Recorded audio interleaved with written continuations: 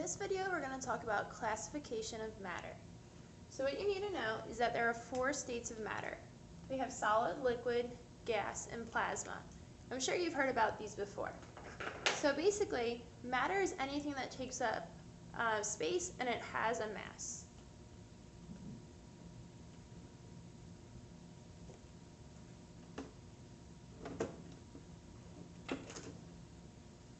Alright, so today's video is going to be pretty vocabulary heavy, so you need to understand what these terms mean and make sure you know them for your test. So basically, matter can be composed in 3 different ways. We have elements, compounds, and mixtures. Okay, so pure substance falls under the category, or elements and mixtures fall under the category of pure substances. A pure substance is any substance that has constant physical and chemical properties. So basically it's made up of only one type of matter, and all the properties within it are the same. So like I said, elements and compounds fall under these categories. An element is only one type of atom. So when we look at our periodic table, those are all elements. It's just one type of atom that we're talking about. Alright, so then compounds are 2 or more elements or atoms that are chemically bonded together. So if we're talking about that, we're talking about elements that are together, so it's more than one, but they're bonded together so the whole compound acts as one.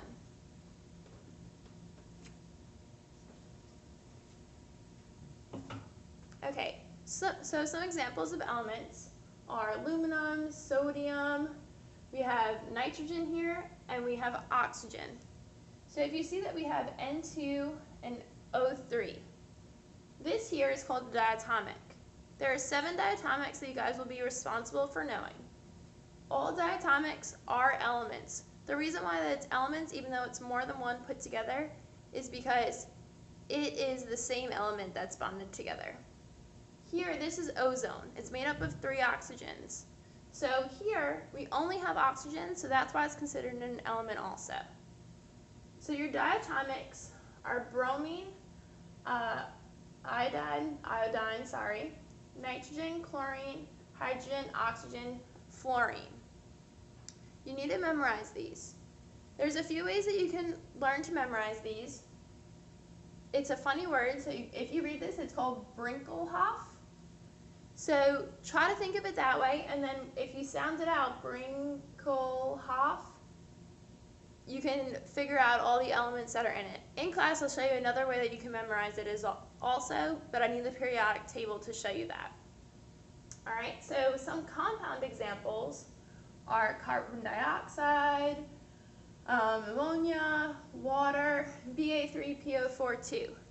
So as you see here, these are all bonded together, so that's why it's considered a compound. It doesn't matter how many atoms or elements make up that compound, as long as they're bonded together.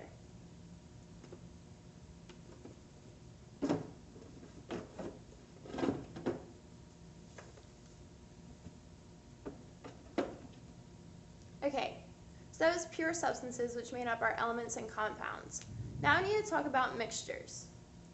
So mixtures is a blend of 2 or more substances that retain its own identity in end properties. So a mixture each has substances that even when they're put together, they still act like their own substance. So, and these can be separated physically. When we talk about elements and compounds, elements can't be separated at all because it's just one, but compounds, they have to be separated chemically. And you'll learn more about this in the next video.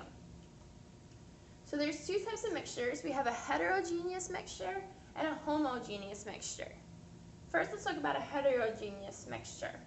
So a heterogeneous mixture is a mixture that is not uniform. So basically it looks different throughout the entire mixture. Some examples of this are granite. So if you look at a granite countertop, you can see all the different stones in it. So if you can see the difference, then it's going to be a heterogeneous. Okay, now let's talk about blood. So now when you look at blood, it looks like it's the same, but if you look at blood under a microscope, you'll see that there's a whole lot of different parts, and it's not the same throughout. There's some red blood vessels, there's white blood vessels, there's antibodies, there's all different things in there. So when you look at it closely, it really is a heterogeneous mixture. All right, let's look at a homogeneous mixture now. A homogeneous mixture is one that's uniform throughout, so it looks the same and it is the same throughout the entire thing.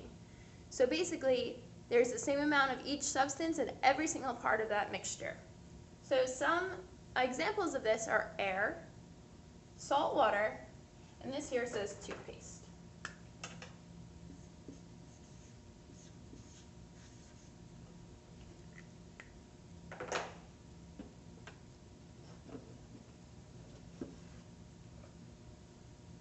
Okay, so when we're talking about a homogeneous mixture, there's a certain type that we look to. If we're talking about a solution, we're talking about a homogeneous mixture that's in a liquid. So it's in a liquid form.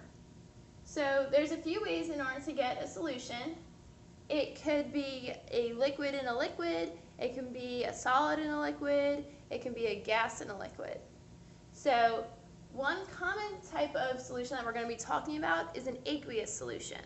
An aqueous solution is a piece of matter that is dissolved in just water. So if we think about salt water or carbonated water like soda, those are all aqueous solutions. Further down the road, we're going to be talking about aqueous solutions a lot more. All right, so that's all you need to know for this first part of matter. We're going to fill in some blanks for the next video.